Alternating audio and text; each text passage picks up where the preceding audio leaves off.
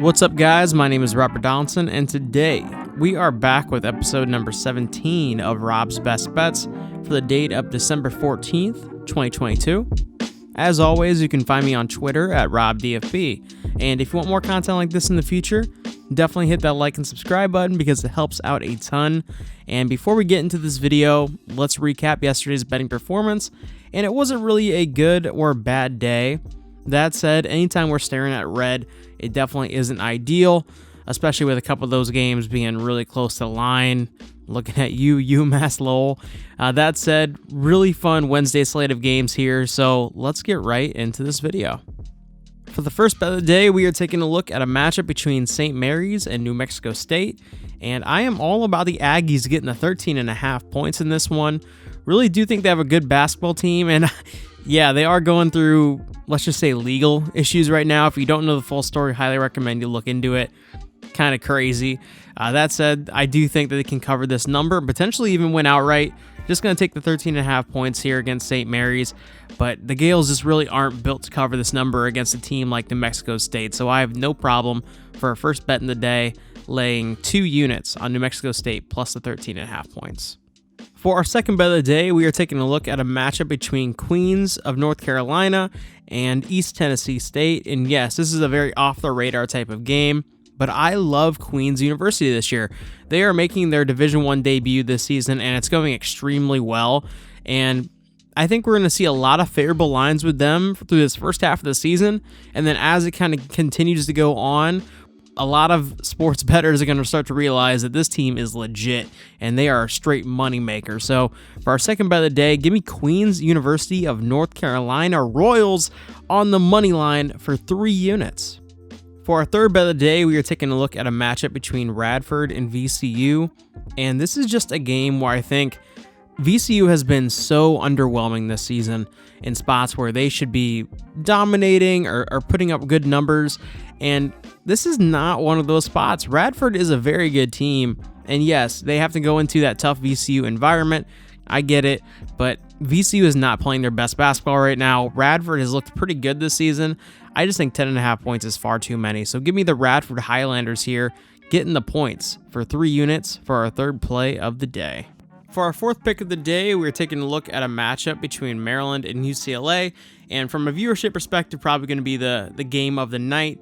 And from a betting perspective, I love it too. And if you've been following this channel for the past couple weeks, you already know who I'm taking. Give me Maryland here. I think they could blow the doors off this UCLA team tonight.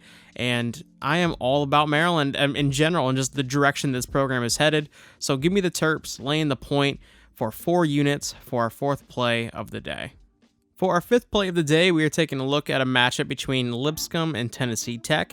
And I'm all about Lipscomb in this spot, laying the 2.5 points. And listen, I think they're a quality basketball team that's kind of going through a cold stretch, and that happens. That said, this is definite get-right spot. They're back at home. They're playing a team that I think they can beat up on.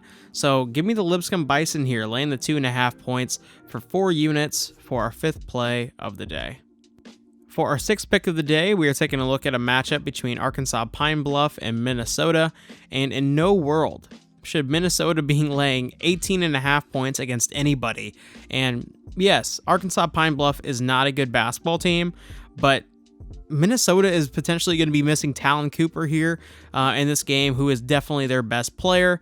And Minnesota is just awful. So give me Arkansas Pine Bluff here, getting the 18 points for 4 units. And call me daring, call me whatever you would like. We're throwing an additional unit down here on the money line. I have plus 1,300 in front of me here. I'm fine with that. Let's take Arkansas Pine Bluff on the money line and with the points for a total of 5 units altogether.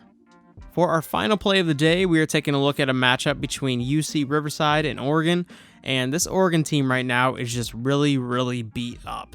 And they'll be missing Keyshawn Bartholomew in this game, Nate Biddle as well.